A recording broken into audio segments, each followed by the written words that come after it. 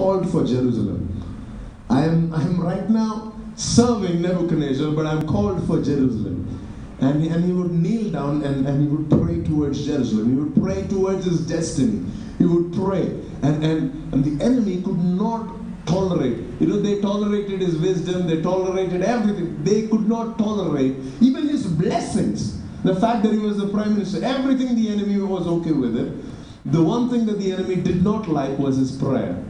It's like, as long as you don't pray, you and I can get along.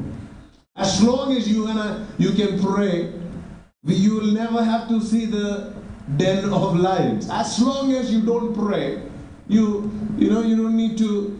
We will be in good terms with each other. But somebody scream, I will not let the enemy win. I will not let the enemy win.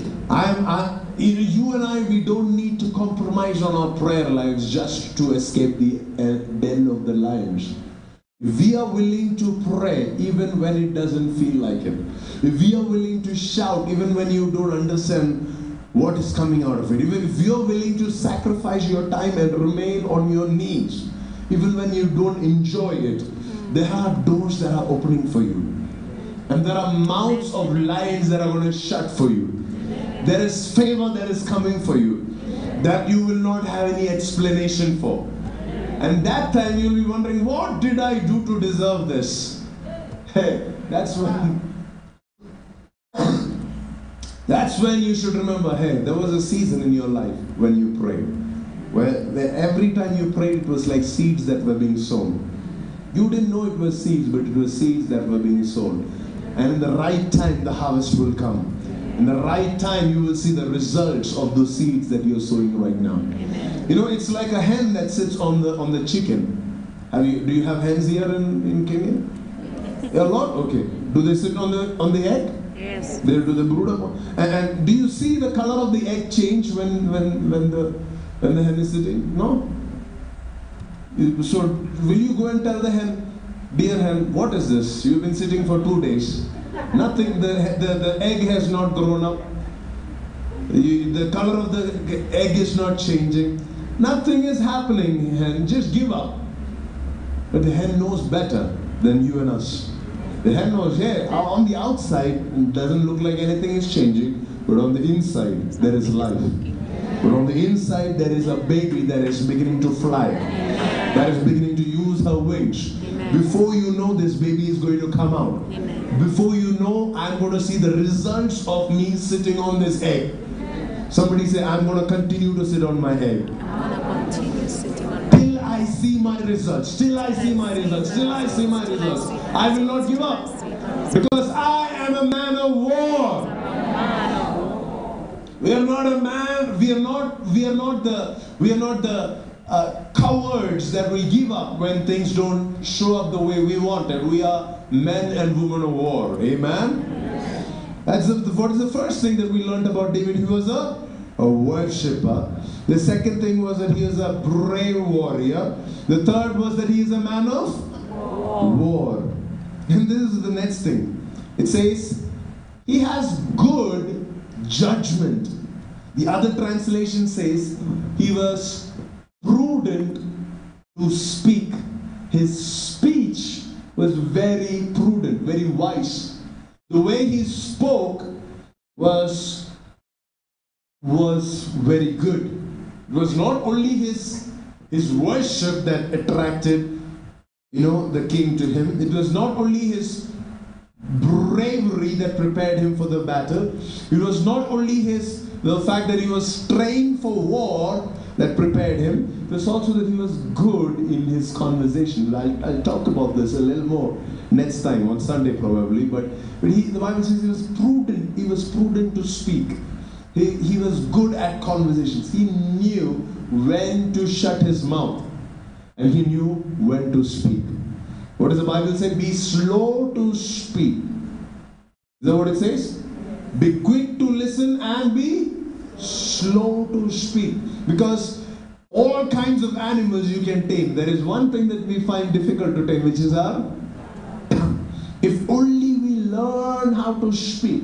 Can I tell you a truth? Several blessings that God gives you in the house You kill it outside with your tongue. Several things that you pray to God in the church, you go outside and you use words which will kill the answers to your prayers. Your words, because life and death are in the power of your tongue. You come to church and you say, I am healed. And for the rest of the week, you're blaming God for not healing you. You come to church and you say that I'm blessed, I'm rich, and for the rest of the week, you're confessing the opposite thing to your friends. Oh, I don't have any money. I'm going to die. My children, they're never going to grow up. They're always going to remain poor. We confess these things with our mouth, and you're wondering, why is it that things are not changing for us? Because life and death are in the power of your tongue. When you relate with people, life and death are in the power of your tongue. You know, recently God was speaking to us, and God was saying how, we were praying for all the people that are working in our church, and so many people, they would come to us and say, Pastor, my boss is bad, my workplace is so bad, and we would counsel them and everything. But recently, during one of our intercession times, this is not counseling time, this is our intercession time, and we are praying, and God's revealing to us, God is saying, hey, all these guys that are working in our church, and they're in corporate jobs, they are working in multinational companies, from Monday to Friday, they are cursing their workplace. From Monday to Friday, every word that is coming out of their mouth is words that is against their bosses, that is against their company, that is against. And you're wondering, why is it that your company is not making money? And you're wondering, why is it that you're not being treated well? And you're wondering, why is it that you don't get your promotion? And you're wondering, why is it that you're not growing? It is because of the words you speak. You are speaking death into your own situation. David was not just a good worshipper.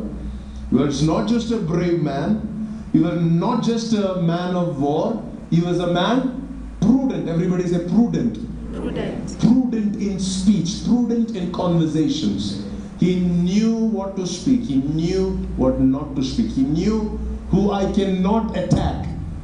The Bible says how Michael once, when he was dancing like this, Michael, she came and she insulted David. She was so disgusted by David's dance that she used her words very carelessly. It was not just that it's one thing to feel something towards somebody, but even if you feel that, keep your mouth shut. It's ordinary to feel bad, or it's ordinary to feel hurt, or it's ordinary to feel, man, that was not needed. But keep your mouth shut. But when you open your mouth, the Bible says she opened her mouth and she began speaking things that slandered David onto his face. And the Bible says for the rest of her life, she was unproductive. She was fruitless. She could never have a baby. She could never have a child. Why? Because she did not know when to keep your mouth shut. Now wait a minute. You'll say, man, David was a good guy. Michael should have. No, it was David's fault. Come on. Which wife will not have a problem if the husband is dancing without, proper clothing before girls? Which wife will not have a problem? Michael was just an ordinary wife who had an ordinary complaint, but her timing was wrong. The way she brought it out was wrong. She was not prudent in speaking. She did not know when to keep quiet. Right now, David is coming after a battle, or after a victory. The last time they tried bringing the ark into the temple, people died. This time he's successful in bringing the glory into the temple. And then he comes into the house, and the first thing that Michael says is, hey, look at you. You are the king? Look at you. You don't really look like the king. And she begins to accuse him. And she begins to throw words, these negative words. All the married people in the house, can I tell you this? I'm not saying that your spouse is perfect, but use your words with prudence. Use your words with prudence. You may be very upset with the man, you may be very upset with your woman, but use your words with kindness. Instead of saying, you are a liar, you can say, hey, we don't need to speak lies to each other. When you say you are a liar, you are accusing the other person. You don't need to do that. You need to use words of prudence. You need to use your words with wisdom. If you really value your relationships, if you really value where God is taking you, then you need to be a man or woman of prudence. Everybody say prudence. Yes. It says he was prudent in speech and eloquent. Not just prudent, but he was eloquent. He was good. He was an eloquent conversationalist. We will see that in the next chapter. And the next thing that it says is, I like this one very much. Are you ready for this? It says he was also a fine-looking young man. Is that okay? Yeah. Is it okay to look good? Yeah. Look at your neighbor and say it's okay to look good. It's okay to look good, man. Look at your neighbor and say it's okay to look smart. It's okay to look smart. God enjoys your smartness. It's okay. There has to be this certain level of excellence that as children of God we should carry in our external. It's not all. See what. I know people that say, oh, it's all about the heart. Yes, but whatever is in your heart should come out, overflow, right? In the way you speak, in the way you pray, in the way you worship, and even in the way you dress, in the way you do excellence.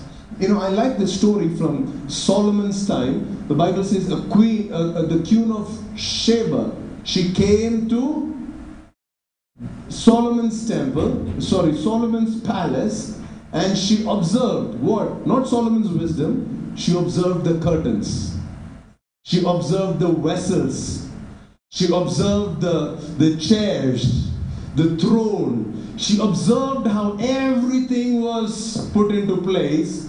And the Bible says she was stunned with the wisdom with which it was put in. She was stunned with the excellence that had gone into making the whole place up. Why?